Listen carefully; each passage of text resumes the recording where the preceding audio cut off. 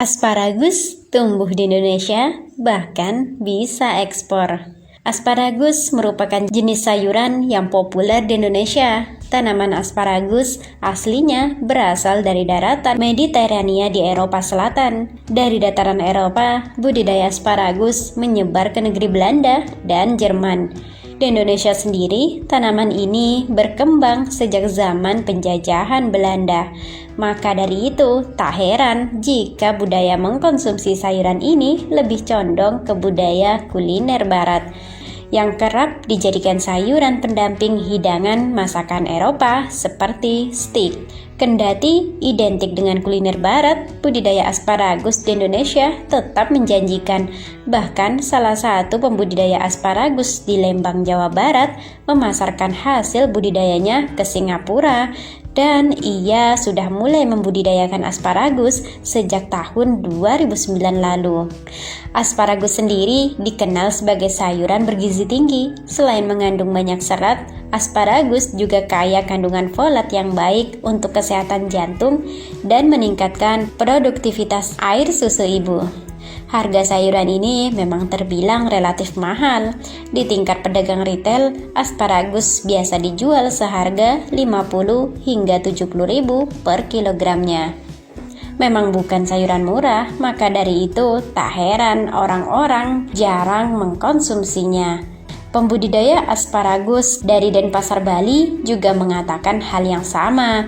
Asparagus dihargai mahal karena kandungan gizinya yang tinggi, ditambah lagi biasanya digunakan sebagai pendamping kuliner khas Eropa. Secara psikologis, hal ini turut mendongkrak harga asparagus di pasaran. Tak heran, para pembudidaya lokal bisa menghasilkan jutaan rupiah setiap bulannya. Bahkan, beberapa petani sayuran di Temanggung, termasuk petani tembakau, kini mulai beralih pada tanaman asparagus. Sebagian dari mereka sudah merasakan hasil panen asparagus dengan harga yang cukup menjanjikan di kantong. Seperti yang dikutip dari Media Center Temanggung, asparagus Temanggung kini mulai dilirik beberapa negara lain seperti Singapura, Taiwan, Prancis, dan beberapa negara di daratan Asia. Beberapa kota besar seperti Bandung, Bogor, Jakarta, Jogja, Solo, dan Semarang hingga Surabaya sudah rutin meminta stok asparagus. Memiliki tekstur yang kenyal dan crispy, asparagus Temanggung tidak kalah dengan asparagus dari Australia. Pengiriman ke Singapura biasa 50 hingga 100 kg sekali kirim, dan dalam satu pekannya biasa dilakukan 2 kali pengiriman. Bagaimana? Anda tertarik untuk membudidayakan asparagus? Berikut ini langkah budidaya asparagus versi Agrotech. Yang pertama, persiapan bibit.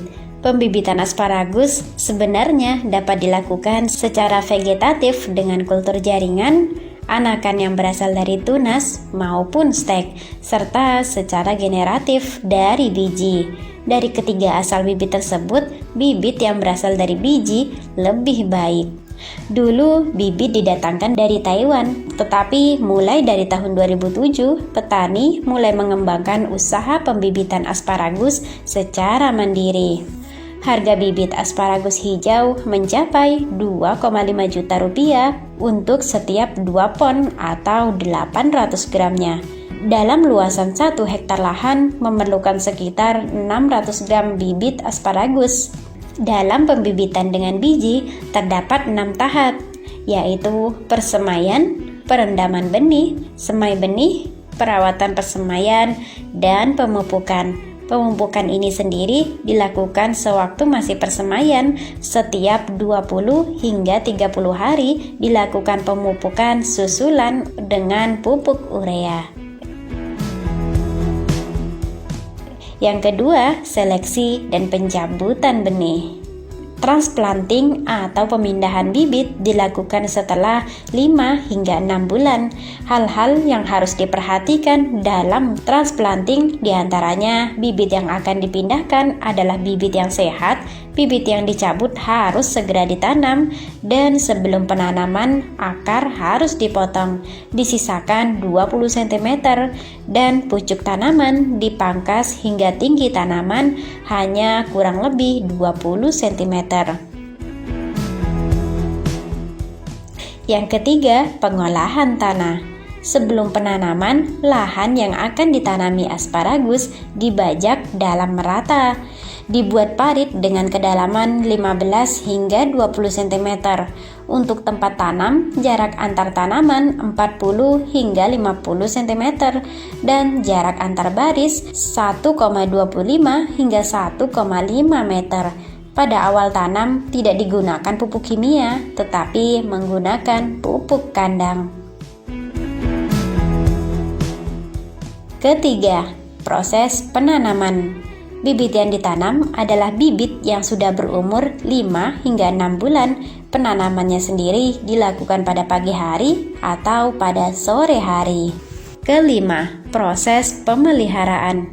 Pemeliharaan tanaman asparagus sendiri meliputi pembubuhan, yaitu apabila tunas sudah mulai tumbuh dapat dilakukan pembubuhan. Pada musim hujan parit diperdalam untuk menghindari gerangan, dan pada musim hujan parit diperdalam untuk menghindari genangan air. Pemangkasan dilakukan setelah induk tanaman membentuk 8 hingga 10 batang, selebihnya dipangkas. Setelah mendekati masa panen, batang yang dipelihara cukup 3 hingga 5 batang, dan berlaku juga jika tanaman terkena hama.